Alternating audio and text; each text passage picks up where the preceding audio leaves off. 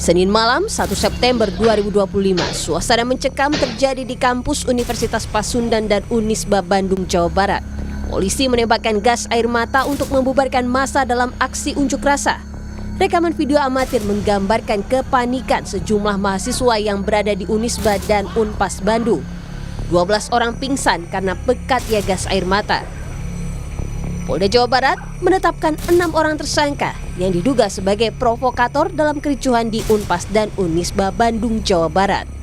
Tim Liputan Kompas TV. Dan untuk mengulas lebih dalam penembakan gas air mata dalam kampus Unisba dan Pasundan, sudah ada Ketua Perhimpunan Bantuan Hukum Indonesia (PBHI) Julius Ibrani. Selamat malam, Mas Julius. Selamat malam, Valen. Terima kasih. Ya, Mas Julius, ini penembakan gas air mata di kampus diduga jadi serangan pada ruang aman. Tapi polisi tadi juga kita dengar bersama membantah penembakan atau menembakkan gas air mata ke kampus. Apakah ini juga perlu diusut? Oh, jelas perlu diusut, Valen. Jadi pertama kita harus mendudukan satu perspektif yang paling fundamental dulu.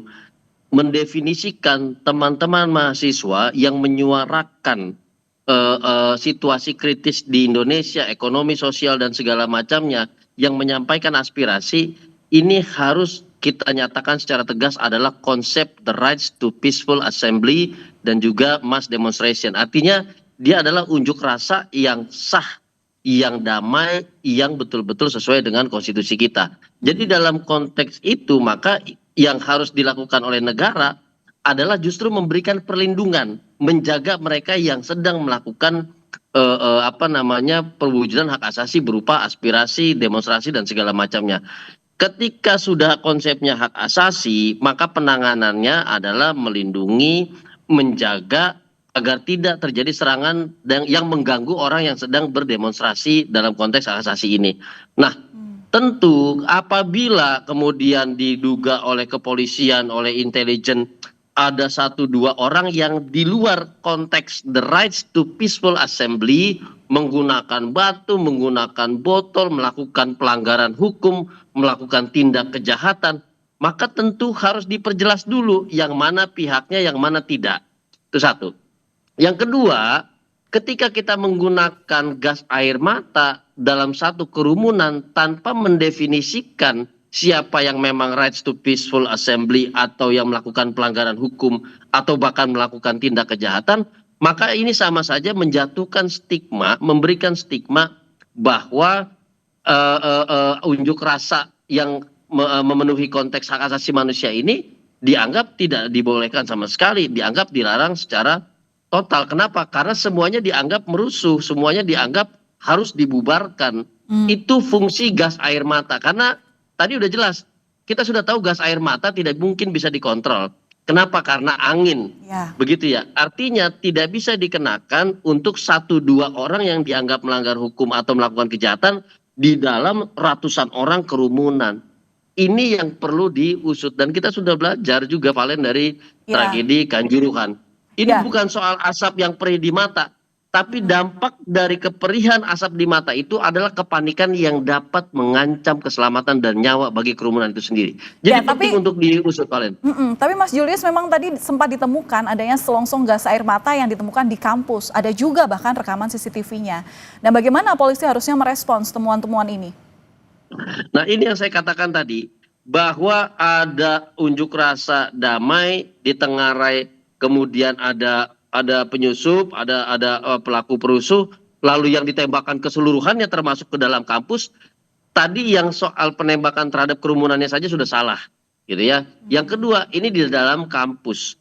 Ketika konsepnya adalah hak asasi, maka pendekatannya itu adalah negosiasi, pendekatannya itu adalah membujuk, melakukan agitasi agar misalnya lebih tertib, lebih terukur mengenai waktu, tempat, dan segala macamnya. Tidak melakukan penembakan-penembakan seperti ini. Dan selain itu kami juga punya catatan bahwa kampus ini harus bersih dari tindakan keamanan apapun, baik dari TNI atau Polri. Itu satu. Yang kedua, keamanan kampuslah yang harus menjadi terdepan sebelum pihak eksternal yaitu TNI atau Polri masuk ke dalam ruang kampus, masuk ke dalam wilayah kampus. Jadi kami juga nggak ngelihat di sini ada pendekatan, ada penindakan oleh pihak kampus.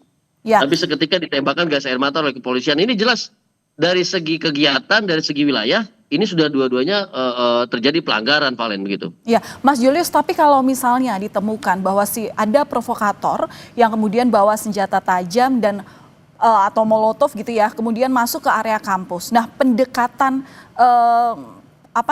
yang tadi Anda singgung, yakni menembakkan gas air mata, ini mungkin dilakukan?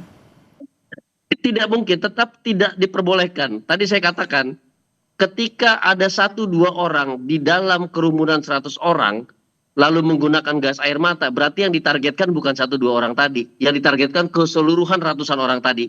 Nah, ini yang saya katakan salah. Jika ada satu copet, dia mencuri di satu stasiun, apakah ratusan orang yang berada di stasiun itu kemudian ditangkap dan dipenjarakan? Kan enggak, Valen. Itu jelas-jelas pendekatan yang salah secara fundamental. Kalau memang ditengarai oleh intelijen, kemudian ditengarai oleh aparat kepolisian 1-2 orang ini, maka 1-2 orang inilah yang ditindak, bukan ratusan orang yang lainnya. Makanya tadi saya katakan pendekatannya salah, tindakannya juga kemudian salah, wilayah yang dikenakan tindakannya juga salah. Oke, nah terakhir Mas, berarti dengan adanya kasus seperti ini, presiden terhadap penegakan hukum atau aparat penegak hukum ini seperti apa, Mas? Nah, saya pikir ini bahkan di luar penegakan hukum, Valen. Ini merupakan fungsi keamanan dalam negeri yang dijalankan oleh kepolisian sesuai dengan Undang-Undang Nomor 2 tahun 2002 yang harus dipertegas bahwa pengamanan terhadap exercise demokrasi berupa demonstrasi, unjuk rasa dan yang lain, ini tidak boleh lagi pakai pendekatan-pendekatan gas air mata, rantis. Itu pendekatan yang jelas-jelas yang represif, yang ingin membubarkan tanpa mendefinisikan dulu siapa yang bersalah, siapa yang perusuh, siapa yang bukan. Yang pertama, yang kedua adalah bahwa ada titik-titik demonstrasi dan kemudian ini adalah mahasiswa dari kampus. Kita juga belum melihat ada satu pendekatan untuk melibatkan pihak kampus agar terlibat untuk memonitor dan menjaga mahasiswa-mahasiswanya ketika melakukan demonstrasi. Dan ketika ada penyusup, kampus juga harusnya tahu. Nah, ini kita tidak melihat ada koordinasi seperti ini.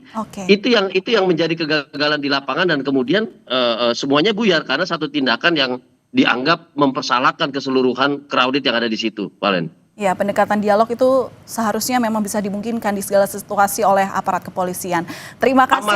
Amat sangat dimungkinkan. Itu amat sangat dimungkinkan, Valen. Oke, terima kasih sudah berbagi informasi bersama Kompas Malam, Ketua Perhimpunan Bantuan Hukum PBHI, Mas Julius Ibrani. Salam sehat selalu, Mas. Terima kasih, Valen.